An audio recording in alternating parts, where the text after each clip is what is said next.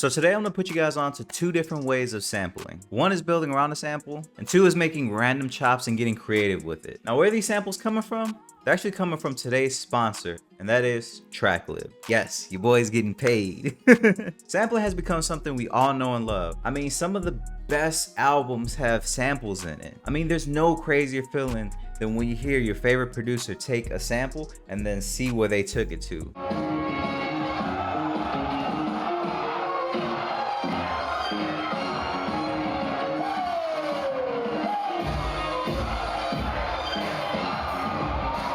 Especially those moments where you find the sample and then you just make something crazy out of it.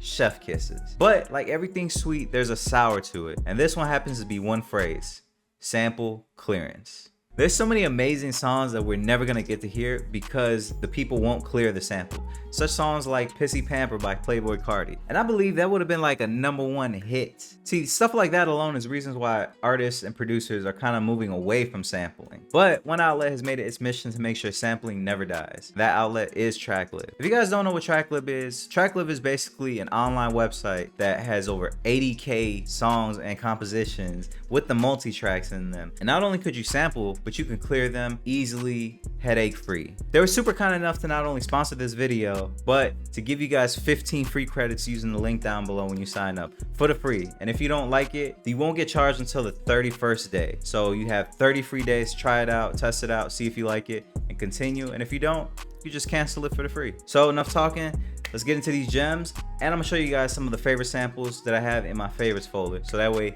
you can go in there and, you know what I'm saying, you can sample those.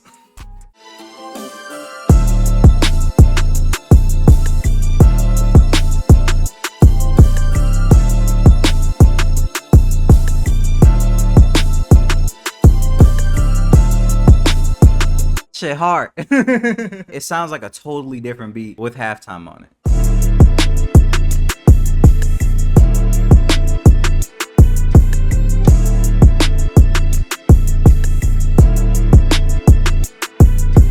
Shit hard. Let me play you guys the original sample and you'll be like, oh damn, this sounds pretty crazy. So this is the record I sampled. It's called Ain't No Life After Love by Keisha Brown.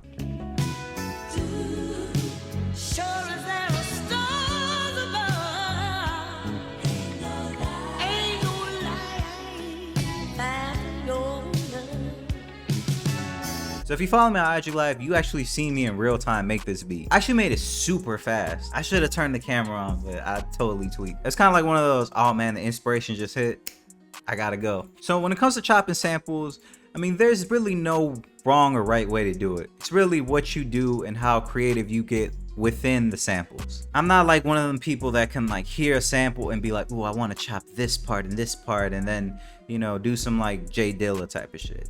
I like to keep things simple. Just throwing it in Serato sample and just hitting randomize, it can really just make me be more creative because it's not really the chops that matter, it's what I do with what I have. I could have just as easily just thrown the like 4-bar sample in here and just like looped it over and call that sampling.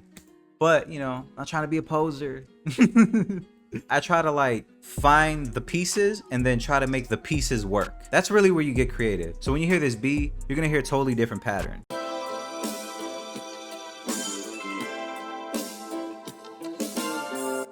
Totally different pattern than where I took it.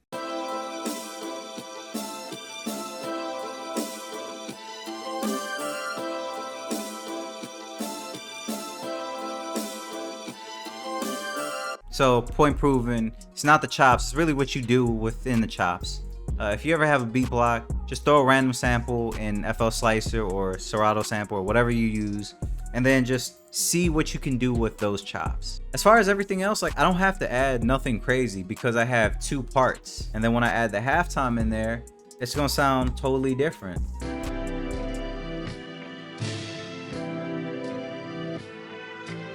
It's pretty much laid out, so the rest of my job is finding out what's gonna make it ride a little bit more. I tend to reference KO and what is it, License to Kill off of 2 Chainz True Religion, no, based on a true story. I can't remember right now because like I'm, you know, spotlight's on me, but I put it on the screen. Every single time there's like a song like this, like I try to like recreate that feeling. And pretty much everything else is pretty much simple.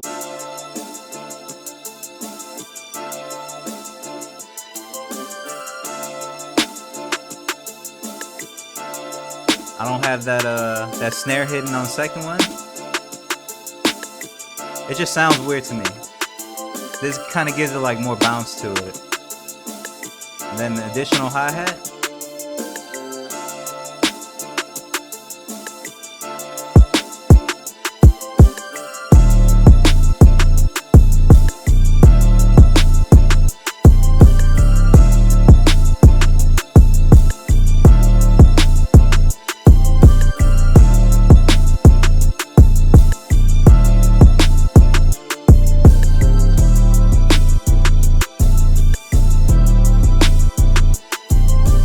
So that was one sample. Let me show you guys another sample that I could show you that I used on Tracklib. So I found this sample.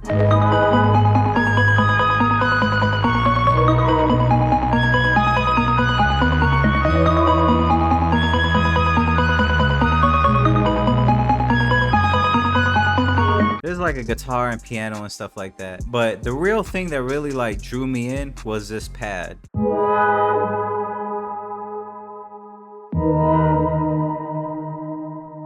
I just kept listening back to it, and I used one of the features that they have on the website. Since everything's automatically synced and they give you the key of the sample, you just gotta hit this.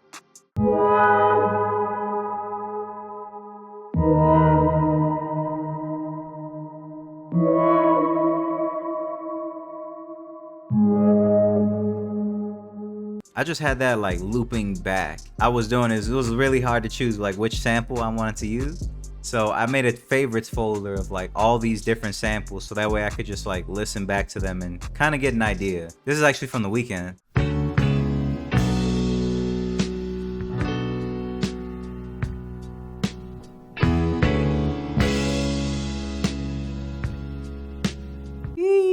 That shit hard. But here's all the samples that I favorited. When you sign up down below, you could just like go through and listen to these samples. I like this one.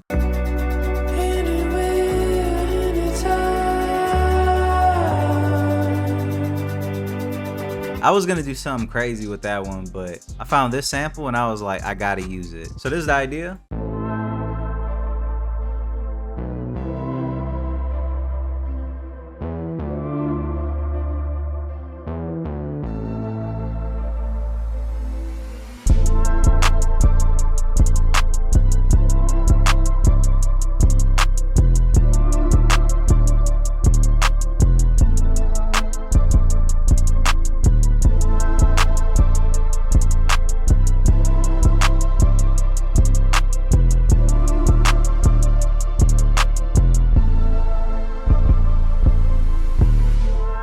It reminded me of like some Kid Cudi type of stuff, because when you hear like his album, especially the Man on the Moon series, it's very spacey, and that's pretty much what it was giving me. I only took like 2 tracks out the stems.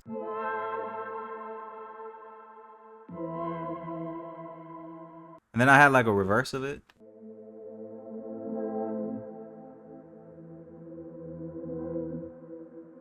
So it gives kind of like this like ominous vibe because I pitched it an octave down, so it kind of gave it a little bit more weight to it. Out of the multi-tracks, I only use like one other part. It sounded pretty cool to me. I didn't want to like add effects or anything to it. I pretty much just added some pads to kind of like give it more lift.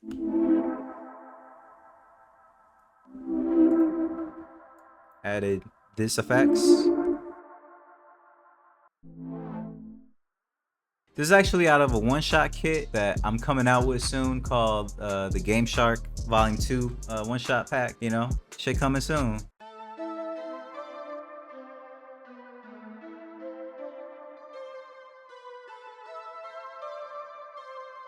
And then the last part I added was this Prophet, and then I like adjusted, you know, the brightness, so that way it feels a lot fuller.